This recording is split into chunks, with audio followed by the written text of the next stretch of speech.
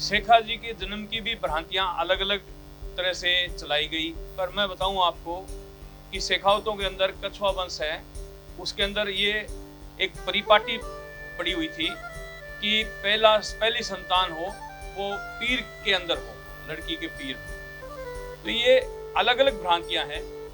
एक अमरा नाम की दाभाई लेडीज वहां रहा करती थी, कुटिया उसका मकान टाइप में भी था।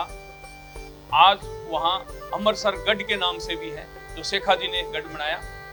उसी अमरा दाभाई कुटिया का नाम अमरसर पड़ा और वहां शेखा जी ने उस गढ़ की स्थापना की। आज वहां एक गढ़ के अंदर अलग से कमरा जन्म स्थान दर्शाया गया है। कुछ लोगों की राय है कि खेतड़ी के अंदर उनका ससुराल था।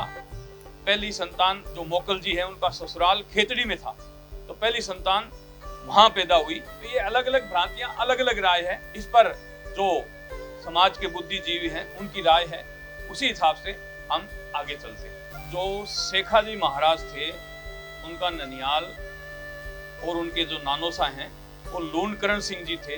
गढ़ तोंदा तो खेतड़ी के पास पड़ता है, वहीं उनकी 12 साल तक शिक्षा, दीक्षा, शस्त्र शिक्षा, जो भी उनका पालन पोषण है वो उनके नानोसा की देखरेख में हुआ।